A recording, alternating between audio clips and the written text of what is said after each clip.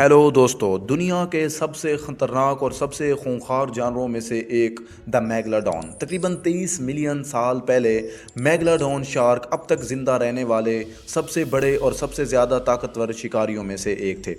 इस बहुत बड़े दरिंदे ने समंदर का पीछा किया और अपने रास्ते में आने वाली हर चीज़ को हड़प लिया।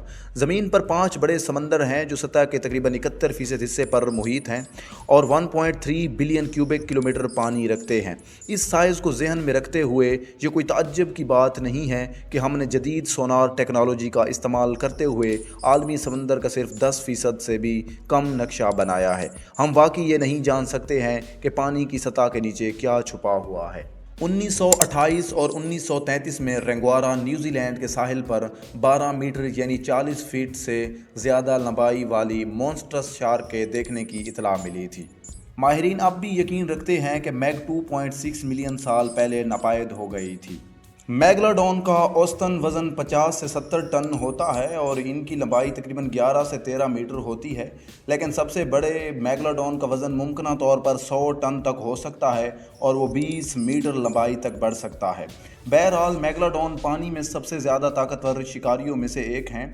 मीसोजोइक एरा के क्रोनोसारस और लियोप्लिरोडोन बड़े थे, लेकिन इस साइज़ के करीब भी नहीं थे क्योंकि इनका वज़न सिर्फ 40 टन था। मैगलाडॉन्स के नाम का तर्जमा बड़े दांत में होता है और ये यकीनी तौर पर नाम के मुताबिक रहता है।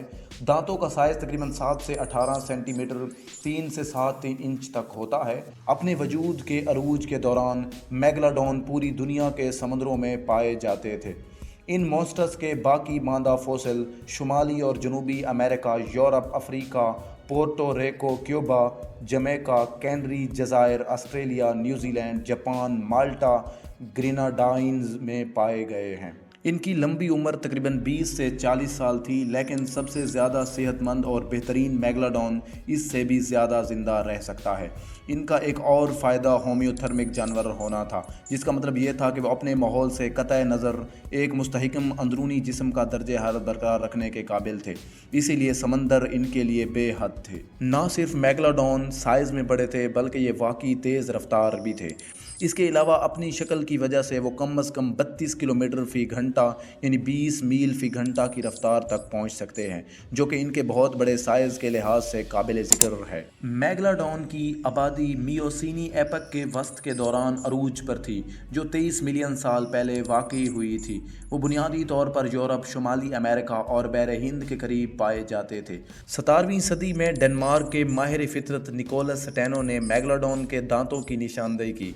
इससे पहले फुसलाइड टीथ को ज़बानों के पत्थर कहा जाता था और ख़याल किया जाता था कि ये ड्रैगन या बड़े सांपों से हैं, जिन्हें सरपेंट ड्रैगन्स कहा जाता है। जब स्टेनो ने रिवील्ड किया कि ये मैगलाडॉन दांत हैं, ना कि ड्रैगन की ज़बान के इशारे, तो ये इस मिथ के ख़ात्मे का आगाज़ था कि ड्रैगन कभी मौजूद थे।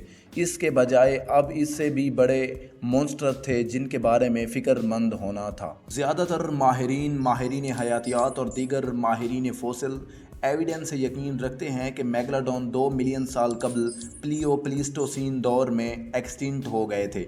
एक नज़रिया आबो हवा में तब्दीलियों और बरियाज़ों में तब्दीलियों को इसकी वजह करार देता है।